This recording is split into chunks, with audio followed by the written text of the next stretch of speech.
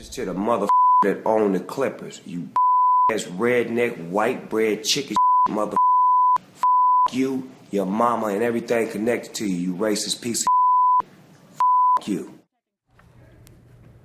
Well, Snoop Dogg has often found himself on the wrong side of the law, but unfortunately, he, I think, expresses much of the sentiment that so many Americans and, frankly, NBA fans all around the world are feeling about Donald Sterling. Hello, everyone. I'm Adrienne Batcher. Thank you very much for staying with us here at Sun News as we just brought to you live Adam Silver, the NBA Commissioner's press conference. Some pretty unprecedented move against the soon-to-be, hopefully, former LA Clippers owner Donald Sterling. Let's bring in my guests, Darren Andrade. He is an NBA analyst, and Will Strickland, the host of One-on-One on TSN Radio on 1050. Darren, let me start with you. Adam Silver's big first test as NBA commissioner, does he pass? He does pass. He went a little further than I thought he'd go, which is a lifetime ban, which I didn't see coming. But, I think it's in keeping, and I'm glad he listened to the Magic Johnsons and some of the owners and some of the players in the NBA who just were flat out and saying there's no place for this in our league. The comments we're discussing, the tone of the comments we're discussing, and I think the situation fits, at least right now. We know there's a lot more work to do in terms of getting him totally out of the league, which is the next step. This is just the first step. But when you look at that tape and you hear the word enemy from Donald Sterling when he was describing his relationship with black people and minorities, an enemy is somebody that will do anything to you at any time to keep you off. Yeah. And I think in the irony of this situation is that with that press conference, Adam Silver just painted Donald Sterling as public enemy number one for the NBA. And I think that's their job going forward, is to complete the task of getting him out. I think that there's little I would quibble with what Darren has just said, Will. We have a list of all of the infractions and what the actions that the NBA commissioner has imposed upon Donald Sterling, all deserved because, as we note, he did acknowledge, Sterling did, that was his voice. He didn't say much further after that, as according to what Silver said. But I'm curious to know one aspect of this. A lot of, you've covered the NBA, you've covered basketball for a long time. A lot of these owners with them, it's ego. Owning a team is a big deal, makes them big man on campus, the whole bit. How does a sale, like a forced sale of the Clippers, how does that impact someone like Sterling? Oh, there will be a lot of litigious action going on over the next couple of years. But the commissioner's decision is final. I thought it was very bold. As Darren said, I didn't expect it, but he changed the landscape of adjudicating sports in America forever.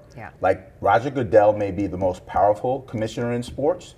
Adam Silver just became the most influential as a result of his decision today. So, you look at the situation for what it is. What are they going to do moving forward with this sale? He bought the team in 1981 for $12 million. He's going to make an excess of $750 million. Potentially, yeah. It's going to happen one way or the other. So he's going to walk away pretty good money-wise. But the damage he's done to his reputation, whatever that may be, is irreparable. So that's where the fight comes from. Yeah, and I think Will makes a very valid point, because one of the things that we were talking about during the break, Darren, was whether or not a guy like Donald Sterling, who's got a lot of money at his own disposal, as of course does the NBA and the owners do too, but will he go down with a fight?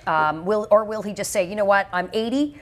I've got hundreds of millions of dollars. I've got a hot 24-year-old girlfriend who may have screwed me or not. I don't know. But nonetheless, or does he just say, I'm going to fight this based on principle? What does he do? Well, Donald Sterling's always been a man of his own principle. If you look at, the dealings with GM Elgin Baylor over the period of 22 years, even some white coaches, black coaches, a lot of people in his organization, he's always sort of had that slave master mentality of, I can have these people around, I can operate in this culture, but I don't necessarily have to treat them as an equal. So when you look at how he's going to go down fighting this, absolutely. He's not going to go quiet. Well, and that's the thing, is like there's no sort of sentimental sort of heartstring in here for him, because, he should be at the very least a little more understanding of some of the struggles of a people, of an entire race. And he basically showed nothing. So do I think he's going to fight? Absolutely. Does he roll over and just die quickly? That's never been his way. And he's had to pay out lots of money for cases he knows he was going to lose. He's been a slum he's kind of a slum landlord.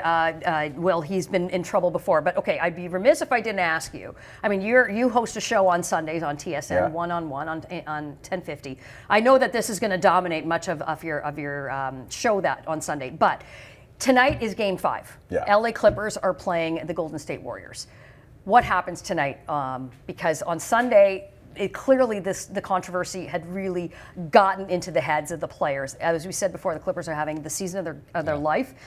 Blake Griffin is one of the best college basketball players I've seen come up, and now in the NBA. How do you see this unfolding for the players tonight? I think they're going to be inspired. I think that Doc Rivers, famous for his Ubuntu, when he was in Boston, is going to bring those guys together in the same way. So, it bodes well for a made-for-TV movie, of course, but this is real life.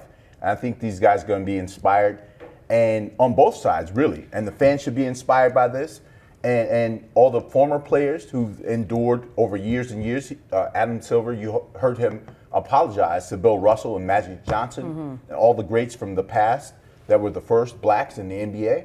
So I think everyone's going to be inspired, and I think this is a great way of healing right away. It's to go out and play as well as you can. Darren, who could be some potential owners? I mean, Magic Johnson's name is always popping up. There would be a little bit of delicious irony there. But who do you think is really going to clamor for this? Well, the crazy thing about the NBA and having that franchise and having Donald Sterling around for so long is that there's never a shortage of people lining up to own an NBA team, right? So exactly. I mean, you could throw a stone in the water and hit one. Magic Johnson would be poetic justice in this situation, seeing as how he was the sort of target of all that. But I think at the end of the day, eventually he will be out as an owner. There will be a new owner in there. And I think more than anything, as Will said, this sort of appeases people for now. All the statements they wanted to make before this game, all the statements the fan could have made this game, I think you're going to see everybody in that building under a whole new light. All right, gentlemen, thank you very much. Terrific analysis. Appreciate you joining me in studio.